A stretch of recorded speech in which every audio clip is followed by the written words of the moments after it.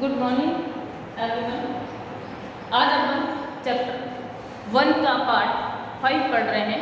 इससे पहले अपन ने जो है पढ़ा था लेखांकन के उद्देश्य जो पढ़े थे, हमने इससे पहले भी पढ़े थे। हमने देखा था कि हम लेखांकन क्यों करते हैं। हमने कहा था लाभ हानि पता करने के लिए, ठीक है, लेखांकन विवरणों को प्राप्त करने के लिए। ये सारी चीज़ें हमने इससे पहले पढ़ी थी और हमने अब लगभग काफ़ी इंट्रोडक्शन पढ़ लिया है कि हमारे पास जो लेखांकन होता है हम उसको कैसे लिखते हैं, उसके अंदर क्या लिखते हैं और उसको हम कैसे मेंटेन करते हैं। हमने देखा लेखांकन एक प्रक्रिया है, उसके अंदर हम व्यापारिक लेन देनों को ही लिखते हैं, किसी प्रकार के निजी व्यवहारों को नहीं लिखते। हमने पढ़ा कि उसके अंदर हम उसको तिथिवार लेखा करते हैं। हम आगे जब एंट्रियाँ पढ़ेंगे या प्रविष्टियाँ जिसको हम कहते हैं हिंदी में, तो आप देखोगे कि हम उसको डेट वाइज लिखते हैं। उसके बाद हमने पढ़ा कि लेखांकन के उद्देश्य क्या है। यहाँ तक हमने सारी चीज़ें पढ़ ली। आइए अब जो हम टॉपिक पढ़ेंगे या इसके अंदर हम जितनी चीज़ें पढ़ेंगे, डेफिनेशन या कुछ शब्द पढ़ेंगे, उन शब्दों का बड़ा ही इम्पोर्टेंट है क्योंकि वो सारे के सारे शब्द हमारे कहीं ना कहीं जब हम क्वेश्चन करेंगे तो हमारे पास काम में आएंगे। इसीलिए ये इस चैप्टर के सबसे इम्पोर्टेंट पार्ट है कि एक एक वर्ड हमारे पास काम आएगा और उसको कहाँ लिखना है हम इससे सीखेंगे और उसका क्या मतलब है, वो सारी चीज़ें अपन इसमें सीखेंगे। अब देखिए नेक्स्ट टॉपिक हम पढ़ रहे हैं लेखांकन की भूमिका। लेखांकन की भूमिका का मतलब हमने जब इतिहास पढ़ा था लेखांकन का तब हमने देखा था कि वो बेबीलोनियन शहर से शुरू हुआ था। लोगों को वहाँ मजदूर होते थे तो दीवारों पे लिखा जाता था मिट्टी की लाइनें खींच के, और इस तरीके से आपने भी खूब बचपन में देखा होगा, 1 2 3 ऐसे लाइनें खींच के याद रखते थे लोग। पहले उनके पास पर्याप्त एजुकेशन नहीं थी, इसीलिए वो जिस ढंग से याद रख सकते थे उसी ढंग से उसको लिख दें। लेकिन जैसे जैसे समाज में परिवर्तन आया, जैसे जैसे हमारी संस्कृति में परिवर्तन आया, वैसे वैसे एजुकेशन में भी परिवर्तन आया और उस परिवर्तन के साथ साथ हमारा लेखांकन भी हमने पढ़ा था। लेखांकन उतना ही पुराना है जितने की हमारी संस्कृति, ठीक है, क्योंकि हिसाब किताब तो चाहे लोग पढ़े लिखे हो और चाहे ना हो सभी रखते हैं। इसलिए लेखांकन हमारे जीवन में हमेशा काम आता है, चाहे व्यक्ति पढ़ा लिखा हो और चाहे व्यक्ति पढ़ा लिखा ना हो। अगर पढ़ा लिखा नहीं है तो उसका हिसाब रखने का तरीका अलग है, अगर पढ़ा लिखा है तो उसका हिसाब रखने का तरीका अलग होगा, और अगर व्यवसाय में है तो वो सारी चीज़ें हिसाब तो उसी तरीके से रखा जाएगा लेकिन कोई फॉर्मेट में आ जाएगा। तो देखिए जैसे जैसे समाज बदला लेखांकन की भूमिका भी बदली। आपने देखा होगा पहले जो आपके जितने भी ऑफिस होते थे वहाँ बहुत सारे आपके कलर काम करते थे जिसको हम बाबू कहते हैं हिंदी में, ठीक है, वो बहुत सारी फाइलों में मेंटेन करते थे, लिखते थे। अब क्या हो गई, हर चीज़ कंप्यूटराइज हो गई, ठीक है। जैसे आपके स्कूल का रिजल्ट भी कहीं ना कहीं रिकॉर्ड करके भेजा जाता था पहले गवर्नमेंट ऑफिस में या जिसको हम डाइस वगैरह कहते हैं वहाँ पे। अब आप सबकी सीडी बनाइए और उसको भेजिए। देखिए फॉर्मेट बदला कि नहीं बदला। आप जैसे जैसे आपने खुद ने देखा होगा, आपका मोबाइल पहले जब फर्स्ट टाइम आया था सिर्फ कीपैड वाला था, फिर उसमें फ़ोटो डाल सकते थे, फिर धीरे धीरे आपके टच स्क्रीन वाला आया, फिर धीरे धीरे कैमरे वाला आया, फिर आपका फ्रंट कैमरा आया, बैक कैमरा आया, डिजिटल हो गया, वीडियो बन सकता। देखो कहीं ना कहीं उसमें क्या हुआ, लगातार परिवर्तन हुआ। तो इसी तरह अगर डिजिटल में परिवर्तन होता है तो कहीं ना कहीं हमारे आसपास से सारी चीज़ें बदल जाती है, चाहे आपकी फ़ोटो फ्रेमिंग हो चाहे आपकी अकाउंटिंग हो। हम जैसे जैसे ये परिवर्तन हुआ है या तकनीकी में बदलाव आया वैसे वैसे लेखांकन में भी बदलाव आया है। आजकल आप देखेंगे बहुत सारे सॉफ्टवेयर आपके अकाउंटिंग के मिलने शुरू हो गए। जैसा आपको चाहिए उसके अकॉर्डिंग इतने सारे सॉफ्टवेयर है कि आप जैसा चाहें, आपके व्यापार को जैसी ज़रूरत है आप उस अकॉर्डिंग उसको परचेज कर सकते हैं और मेंटेन कर सकते हैं। कंपनियाँ उसको मेंटेन करती है।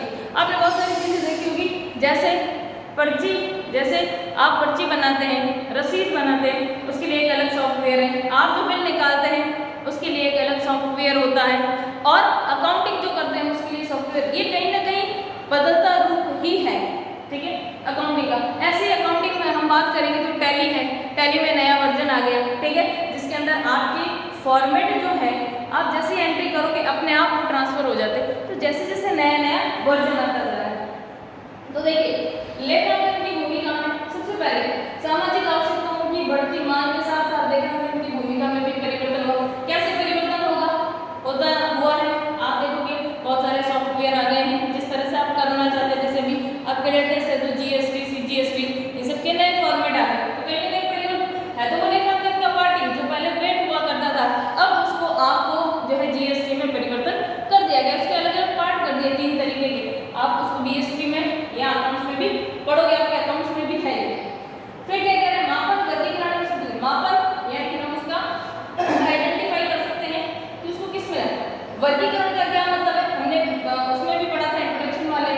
वर्गीकरण का मतलब होता है कि हम पर्टिकुलर एक चीज को एक ही अकाउंट में लिखें। जैसे हमारे लेनदार है तो उनको अलग कर ले, देनदार है तो अलग करते हैं, जिनसे माल परचेज किया वो अलग, कैश की अगर हम कैश में किया तो उसको अलग करते हैं। तो ये क्या हो गया, वर्गीकरण। कैटेगरी होती है ना, A B C D, इस तरह से इसका वर्गीकरण। और संक्षिप्तीकरण का मतलब होता है जो फाइनल अकाउंट बनाएंगे वो हमारे समरी में आएंगे, यानी कि जिसको हम एक रिजल्ट के रूप में शो कर सकते हैं। तो अब हम जब लेखांकन करते हैं आज के टाइम में तो हम उसका मापन कर सकते हैं, उसका वर्गीकरण कर सकते हैं और संक्षिप्तीकरण यानी कि उसको शॉर्ट समरी कर सकते हैं, जिसमें हम अंतिम खाते बनाते हैं। और विश्लेषित एवं वर्णित किया जाता है। विश्लेषित यानी कि हम उसको दिखाते हैं कि भाई हमें प्रॉफिट हो रहा है कि लॉस हो रहा है, ठीक है। वर्णित कर सकते हैं उसको किस तरह से और क्या हुआ, या नीचे नोट्स ऑफ अकाउंट्स भेज सकते हैं। विवरण प्रतिवेदनों के रूप में आपने देखा होगा फॉर्मेट कहीं ना कहीं हमारे पास होता है, अलग अलग फॉर्मेट में हम उसको रिप्रेजेंट करते हैं। जैसे आपकी मार्कशीट आप देखोगे हर स्कूल की मार्क्स लेने का तरीका या वही उनके फॉर्मेट बदल जाते हैं, कहीं ना कहीं उनके फॉर्मेट बदलने का ये मतलब नहीं कि मार्किंग अलग हो गई, नहीं, कहीं ना कहीं उसका डिजाइन पैटर्न, रिपोर्ट कार्ड आपने देखा होगा हर स्कूल का रिपोर्ट कार्ड अलग है, लेकिन उसमें लिखने का तरीका एक ही है। अगर ग्रेडिंग सिस्टम है तो CBSE है तो ग्रेडिंग सिस्टम होगा, और RBSE है तो उसमें नंबर दिए जाएंगे। अब तो 8 में उसमें भी ग्रेडिंग होगी। तो ये सारी चीजें उसकी वित्तीय स्थिति व संचालन परिणामों को प्रदर्शित, भाई लेखांकन करता है, यही तो करता है, वित्तीय स्थिति को दिखाता। वित्तीय स्थिति का मतलब होता है कि आपको दिखाता है कि आपके व्यापार में आपके पास कितनी असेट्स है और कितनी लायबिलिटी है। हम पढ़ेंगे वित्तीय स्थिति यानी कि बैलेंस शीट की बात कर रहा है, जिसके अंदर आपको बता दें कितने लोग आपने पैसे मांगते हैं और आप कितने लोगों में मांगते हो, आपके पास कितनी संपत्तियां हैं और आपके कितने उत्तरदायित्व है जिसको कि आपको चुकाना है। लायबिलिटी को भी हम पढ़ेंगे, दो तरह से होती है, करंट और लॉन्ग टर्म, यानी कि थोड़े समय में किसको पैसे देने हैं, और जैसे हम लोन वगैरह लेते हैं तो उसको 20 साल 25 साल लॉन्ग टर्म चुकाना होता है। तो वो सारी चीजें फिर देखिए क्या कह रहा है, परिणात्मक वित्तीय सूचना प्रदान करता है। डेफिनेटली परिणात्मक का मतलब होता है आपको बताता है, जैसे आपका स्कूल का रिपोर्ट कार्ड आपको बताता, परिणात्मक भी बता, आपने देखा आज मेरा परिणाम आने वाला है, इस तरह से वर्ड काम में ले सकते हो अगर हिंदी बोलते हो, नहीं तो मोस्ट ऑफ आजकल सब बोलते हैं कि रिजल्ट आने वाला। बात तो वही है कि आज मेरा परिणाम आने वाला है या रिजल्ट आने वाला है। तो उसमें आपको क्या बताया जाता है, पास हुए, फेल हुए, इतने मार्क्स आए, कहीं ना कहीं आपको देखो नंबरिंग सिस्टम बता रहा है आपके इतने नंबर आए, इतने परसेंटेज। तो यहाँ पर भी लेखांकन भी क्या करता है, परिणात्मक वित्तीय सूचना, क्योंकि हम बात वित्त की करेंगे, बिना अर्थ सब कुछ व्यर्थ है। तो हमने कहा था व्यापार एक आर्थिक क्रिया है, हम सारा प्रपंच कर किस लिए रहे हैं, पैसे कमाने के लिए, तो मैं वो वित्तीय सूचना ही देगा। वित्तीय सूचना का क्या मतलब, वित्तीय सूचना का यह मतलब है कि हमने ये जो व्यापार किया है इसके अंदर हमको लाभ हो रही है या हानि। परिणात्मक देखो परिणाम बता रहा है आपको इस व्यापार से लाभ हुआ या हानि हुआ, या न लाभ हुआ न हानि हुआ, किस स्थिति में है आप, कहीं ना कहीं परिणाम बता रहा है। ऐसे तो नहीं कह रहा कि पता ही नहीं चल रहा प्रॉफिट हो रहा है कि लॉस, ऐसा नहीं। ऐसा हुआ क्या कि अभी आपकी मार्कशीट देख के आपको पता ही ना चलता कि मैं पास हो रहा हूँ कि फेल हो रहा हूँ, ठीक है। ऐसा आपको एक कोविड में आपको प्रमोट कर दिया गया, उसमें भी आपको पता चल रहा है कि आप पास हो गए हो। ऐसा तो नहीं कहा सरकार ने कि पता नहीं क्या करेंगे, कहा गया है कि प्रमोट, ये एक असामान्य स्थिति है, हम सभी बातें सामान्य स्थिति की करते हैं हमेशा। तो ये परिणाम वित्तीय स्थिति की सूचना प्रदान करता है। फिर कह रहा है लेखांकन सूचना का संबंध भूतकाल से होता है, डेफिनेटली भूतकाल से होता है। कैसे, आपने आपका परिणाम भी आपने देखो पूरे साल क्या किया उसका एक रिजल्ट है, तो पूरे साल क्या किया था हो गया ना भूतकाल। मैं फर्स्ट टेस्ट में इतना नंबर लाई थी, सेकेंड टेस्ट में इतने नंबर लाई थी, क्या हुआ था सब कुछ पास है। हमेशा पास के आंकड़ों यानी भूतकाल के आंकड़ों को ही लिखकर तो आज परिणाम बनाया जाएगा। आज का कोई परिणाम हम उसको नहीं बना सकते। तो लेखांकन की सूचना का संबंध हमेशा भूतकाल, पिछले साल हमने क्या किया, ऐसा ही वर्ड हम काम में लेते हैं। पिछले साल यानी कि पिछले साल मुझे प्रॉफिट हुआ कि लॉस, पिछले साल मैंने इतने रुपए कमाए, पिछले साल मैंने इतना खर्चा किया। देखो सबका संबंध लिख हम उसको अब रहे हैं, सबका संबंध किससे है, भूतकाल से है। तो लेखांकन का संबंध हमेशा ही भूतकाल। अब ऐसे भूतकाल का मतलब नहीं है कि सदियां 100 चले जाए पीछे, नहीं, हम बात कर रहे हैं सामान्यतः 1 वर्ष की। तो कहीं ना कहीं पास्ट तो हो ही गया, चाहे एक ही दिन पुराना क्यों ना हो। तो इसलिए लेखांकन का संबंध या लेखांकन की सूचनाओं का संबंध हमेशा होता है बेटा, भूतकाल से होता है। आइए, ये आपने पढ़ा कि लेखांकन की भूमिका आज के टाइम में क्या रिप्रेजेंट कर रही है। अब हम पढ़ते हैं आधारभूत परिभाषित शब्द, ठीक है, यानी कि हम उन सारे शब्दों के बारे में जानेंगे जो हमारे अकाउंटिंग करते समय काम आएंगे। सभी शब्दों को, जितने भी शब्दों के बारे में हम पढ़ेंगे वो उन सारे शब्दों को हम प्रैक्टिकल क्वेश्चन में काम में लेंगे। और आपको पता होना चाहिए कि क्या चीज़ें होती है और हम किसके बारे में बात कर रहे हैं। तो देखो, सबसे पहले हमारे पास है इकाई। इकाई का मतलब है हम बात कर रहे हैं लेखांकन की। तो देखो, हमने एक वर्ड बार बार काम में लिया। अगर मैं एक शॉप खोलूँ, अगर मैं एक दुकान लगाऊँ, तो देखो हमने एक इकाई का निर्माण किया। भाई अगर आज मैं कह दूँ मैं लेखांकन में अकाउंटिंग कर रही हूँ, अगर मुझसे पूछे किसकी, कह दूँ पता नहीं, ऐसा पॉसिबल नहीं। अगर मैं कह दूँ कि बी रोड पे एक ज्वेलर की दुकान है, उसकी मैं अकाउंटिंग करती हूँ, तो देखो एक पर्टिकुलर इकाई एक ज्वेलर की दुकान है। मैं कहती हूँ ये जो अपने जोधपुर में जितने भी हैंडलूम है उसकी अकाउंटिंग कर रही हूँ, तो देखो मैंने एक पर्टिकुलर इकाई का नाम लिया कि मैं किसकी इकाई कर रही हूँ, हैंडलूम की इकाई कर रही हूँ। आपकी स्कूल की भी अकाउंटिंग होती है, ऑडिट होती है। तो अगर मैं कहती हूँ भाई मैं विद्या भारती की ऑडिट, देखो मैंने नाम लिया, पर्टिकुलर एक संस्था का नाम लिया, उसी का हम लेखांकन कर सकते हैं। ऐसे थोड़ी मैं पेन कॉपी लेके घूमना शुरू कर लो, भाई आज आधे व्यवहार मैंने किसी और के लिख लिए, आधे व्यवहार से, तो उसका कोई परिणाम नहीं आएगा। तो जब भी हम लेखांकन करते हैं तो हमें लेखांकन करने के लिए एक इकाई की आवश्यकता होती है। कैसी इकाई? जो कि व्यापार करती हो। क्या करती हो? व्यापार करती हो। एक ऐसी इकाई जो व्यापार करती हो, जिसका उद्देश्य, जब हम व्यापार की बात करेंगे उसका उद्देश्य क्या होता है? आर्थिक उद्देश्य होता है हमेशा, यानी कि लाभ कमाना। तो देखिए क्या है, एक निश्चित अस्तित्व होता है। जैसे मैंने कहा, मैं कहता हूँ मैं अकाउंटिंग कर रही हूँ, आप फटाक से पूछोगे नेक्स्ट क्वेश्चन किसकी, ठीक है, तो एक निश्चित अस्तित्व हो। मैंने अभी नाम लिया बी रोड पे जो ज्वेलर है, या आपके जोधपुर में जो हैंडलूम है, आपके विद्या भारती, देखो मैंने पर्टिकुलर एक संस्था का नाम लिया है कहीं ना कहीं। तो ये कह रहा है निश्चित अस्तित्व, और सभी जानते हैं, जितनी चीजों का मैंने नाम लिया आप सभी कहीं ना कहीं उन सबको जानते हैं। तो देखिए नाम से पहचान है, आपको उसका एक निश्चित अस्तित्व है जिसके एक विशेष रूप से पहचान है। विशेष रूप से अगर मैं कह दूं मैं तो नेशनल हैंडलूम सिलाई, आप तुरंत पहचान जाओगे कि मैं किस अस्तित्व या किस इकाई की बात कर रही हूँ। देखो फिर एग्जाम्पल दे रहा, व्यवसायिक उद्योग, सुपरमार्केट हो सकता है, ज्वेलर्स हो सकता है, ऐसी कोई भी इकाई जो कि व्यापार में लिखो, यानी कि जो व्यापार कर रही हो तथा जिसका उद्देश्य आर्थिक उद्देश्य हो, और जो अपने लेखों को जो अपने व्यवहारों का क्या करती हो? लेखांकन करती हो, वो क्या कहलाती है? इकाई। कहीं ना कहीं परिणाम जानना चाहिए, चाहे वो कैसी भी दुकान हो, कपड़े की हो, चाहे आपका रेस्टोरेंट हो, चाहे आपका सिनेमा हॉल हो, ये सभी इकाइयाँ हैं। क्यों इकाइयाँ? इन सभी का उद्देश्य आर्थिक उद्देश्य, इन सभी का उद्देश्य लाभ कमाना है। इसीलिए वे इकाइयाँ सब के सब क्या करेगी? लेखांकन। अगर वे लेखांकन नहीं करेगी तो उन्हें साल के अंत में ये नहीं पता चलेगा कि उनको लाभ हुआ या हानि। हम इसको फिर से रिपीट कर लेते हैं। इकाई देखो जिसका एक निश्चित अस्तित्व, मैंने इतने सारे नाम लिए, चाहे वो सिनेमा हॉल हो, चाहे वो रेस्टोरेंट हो, सबके नाम है, सबके नाम है ना बकायदा, ठीक है। अगर आप जिप्सी जाते हो, रेस्टोरेंट का नाम है, डोमिनोज जाते हो, देखो नाम है, पर्टिकुलर एक नाम है, उनका अस्तित्व है, इसलिए ताकि आप उसको पहचान पाओ। ये कह रहा है जिसका एक विशेष रूप से पहचान है। व्यवसायिक उद्योग कौन सा होता है? सुपरमार्केट, ज्वेलर्स, मैंने कहा रेस्टोरेंट हो सकता है, सिनेमा हॉल हो सकता है, कुछ भी हो सकता है जो एक पर्टिकुलर इकाई हो और जिसका उद्देश्य व्यापार करना हो। फिर कह रहा लेन देन।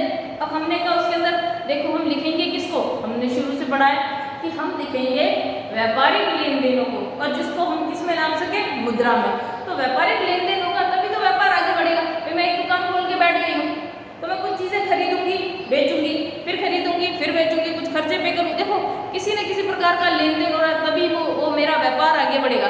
दुकान खोली, शटर बंद किया, लॉक लगा के घर बैठ गई, क्या मेरा व्यापार चलेगा? नहीं चलेगा, क्योंकि उसमें क्या नहीं हो रहा है? लेन देन। तो लेन देन होगा तभी आपका व्यापार क्या होगा? आगे बढ़ेगा। लेन देन दो या दो से अधिक इकाइयों के बीच आर्थिक घटना, हमने कहा आर्थिक घटना क्योंकि हम शुरू से ये पढ़ रहे हैं, जिसको मुद्रा में माप सकते हैं हम उसी व्यवहार को लिखेंगे। जिस व्यवहार को मुद्रा में नहीं माप सकते उसको हम नहीं लिख सकते। लेन देन जिसका कुछ मूल्य हो, कुछ मूल्य यानी हम जिसको हम क्या कर सके? मुद्रा में माप सके। जैसे देखो हमने कहा माल का क्रय विक्रय, भुगतान, आय, खर्चे, किसी प्रकार का लेन देन जो हमारे व्यापार से संबंधित हो और जिसके लिए हमने या तो कुछ भुगतान किया या हमें उससे कुछ आय मिली हो, वो सभी क्या होते हैं, आर्थिक लेन देन होते हैं। चाहे उधार हमने खरीदा हो चाहे उधार बेचा हो, उसके बारे में भी आगे पढ़ेंगे कि उधार क्रय और उधार विक्रय को भी हम कैसे मेंशन करते हैं। इसके बाद देखिए नेक्स्ट परिसंपत्तियां। परिसंपत्तियों को हम कहते हैं एसेट्स। ये क्या होती है, सबसे पहले अगर आर्थिक स्रोत होते हैं, यस हम बात अगर आपकी लैंग्वेज में कहते हैं प्रॉपर्टी, है ना, संपत्ति। आपने देखा होगा किसी व्यक्ति के पास कहते हैं अरे इसके पास तो 4 प्लॉट पड़े, खूब पैसा। तो देखो है तो उसके पास प्लॉट, लेकिन कहीं ना कहीं क्या हो रहा है, उसकी आर्थिक स्रोत यानी कि उसकी आर्थिक स्थिति को भी बता रहा है। उसके पास 4 प्लॉट पड़े, यानी कि अगर वो आज सेल आउट करेगा, आज उसकी इतनी वैल्यूएशन है। तो ये हमारे पास हमारे व्यापार में भी जितनी सारी मशीन, जितनी बड़ी फैक्ट्री होती है, जितना हमारे पास प्लांट बड़ा होता है, इन्वेस्टमेंट होता है, इक्विपमेंट होते हैं, तो क्या होता है, कहीं ना कहीं वो हमारे आर्थिक स्रोत होते हैं। आर्थिक स्रोत क्यों होते हैं, क्योंकि उनके ऊपर हमने ज़्यादा पैसा लगाया होता है और भविष्य में भी हमें इनसे ज़्यादा पैसा मिलने की भी उम्मीद होती है। जैसे मान लीजिए आपने एक प्लॉट 5 लाख रुपए में खरीदा, इन फ्यूचर क्या होगा, वो 7 लाख का होगा, 8 का होगा, 10 का हो सकता है 50 का भी हो जाए। तो क्या हुआ, आर्थिक स्रोत जब भी आपने वो प्लॉट खरीद रखा है, अगर आपको कभी भी जरूरत पड़ेगी तो आप क्या कर सकते हो, बेच कर पैसा ले सकते हो। आर्थिक स्रोत है आपके पास, मेरे पास एक प्लॉट पड़ा, मुझे उससे इतने पैसे मिल जाएंगे, तो देखो आपको इनकम होने यानी कि पैसा आने की उम्मीद है। हमारे पास आर्थिक स्रोत है, हमें जरूरत पड़ेगी, हम उसको सेल आउट करके हम उससे पैसे ले लेंगे। ये क्या है, व्यवसाय के परिचालन में सहयोग करते हैं, डेफिनेटली व्यवसाय के परिचालन में सहयोग करते हैं। अगर हमारे पास संपत्तियां नहीं हो तो हमारा व्यवसाय नहीं चल सकता। अगर फैक्ट्री में मशीनें ना हो तो प्रोडक्शन कैसे होगा, फैक्ट्री ना हो तो पॉसिबल ही नहीं। जैसे एक स्कूल, आपको एक उदाहरण दिया जाए, ठीक स्कूल है, मैं आज नीम के पेड़ के नीचे बैठ जाऊँ और क्या तो आ जाओ एडमिशन देते हैं, आप पूछोगे दीदी बिल्डिंग का स्कूल, आप पैसे दोगे तो बनाओगे, तो क्या आप मेरे स्कूल में एडमिशन लोगे, नहीं। लेकिन जैसे ही आप हमारे स्कूल में विद्या मंदिर में एंटर हुए, आपने देखा हो इतनी बड़ी बिल्डिंग बनी हुई है, इतने बड़े बड़े रूम हैं, तो आपने क्या देखा, ये हमारे स्कूल की क्या है, संपत्ति।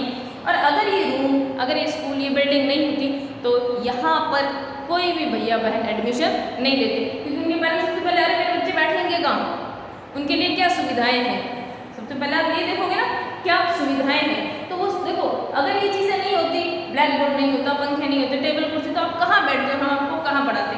तो ये परिचालन में से, ऐसे ही एक फैक्ट्री में अगर मशीनें नहीं होगी तो प्रोडक्शन कैसे होगा, अगर एक दुकान में माल नहीं होगा तो प्रोडक्शन कैसे होगा, एसेट्स नहीं होगी तो ये परिचालन संभव नहीं है, यानी कि आप उसको चला ही नहीं सकते। तो एक परिसंपत्तियां आर्थिक स्रोत होते हैं और क्या होता है, व्यवसाय के परिचालन में सहयोग करते हैं, इसी से हमारा व्यापार बढ़ता है। और हम इसे, हमारे पास जो सतत परिचालन प्रक्रिया, हमारे पास अवधारणा आएगी, उस अवधारणा के अंतर्गत ही हम परिसंपत्तियों को खरीदते हैं सर, क्योंकि हम ये सोचते हैं कि हमने जो व्यापार लगाया है भगवान की दुआ से वो लंबे समय तक चलेगा, इसीलिए हम चीज़ों को रेंट पे ना लेकर क्या करते हैं, खुद ही खरीद रहे। जैसे मान लीजिए पेप्सी वगैरह की आपने देखी होगी, ट्रक वगैरह जाते हैं उनमें पेप्सी लिखा होता है और वो आपको जो है हर शॉप पे वो डिलीवरी देते हुए जाते हैं। तो देखिए कहीं ना कहीं पेप्सी वाले ने ये सोचा था हर रोज एक हम ट्रक किराया करेंगे और उसको किराया देंगे, इतने रुपए में हम हमारे खुद का ट्रक खरीद लेंगे। और उन्होंने ये सोचा था इन फ्यूचर हमारे लॉन्ग टर्म तक ये चीज़ चलेगी, चाहे वो किसी भी प्रकार, चाहे वो पेप्सी हो, चाहे वो अमूल वाली, जितने भी आपने देखा होगा अगर आपके आसपास डेयरी है तो वो अमूल की गाड़ी आती है, उसमें बड़े बड़े अक्षर में लिखा होता है अमूल, ठीक है। तो वो क्या कर लिया, अमूल जो है उन्होंने जो छोटी छोटी वैन टाइप है जिसके अंदर कैन रखे हुए आते हैं, उन्होंने उसको खरीद लिया। रोज हायर करके रोज किराया देने से बेटर क्या है कि हमने खुद ही हमारी वो वैन खरीद ली है, जिससे कि हर शॉप पे यहाँ डायरेक्ट डिलीवरी हो जाए। Thank you. आज हम इतना ही पढ़ेंगे, इसके आगे का हम थोड़ा आगे पढ़ेंगे। थोड़ा मेरे फ़ोन में थोड़ी सी प्रॉब्लम है, इसलिए आज मैं थोड़ा इतना ही वीडियो बना पाऊँगी। इसका नेक्स्ट पार्ट इसी के आगे 2 भी अपन कंटिन्यू करेंगे। Thank you all of you.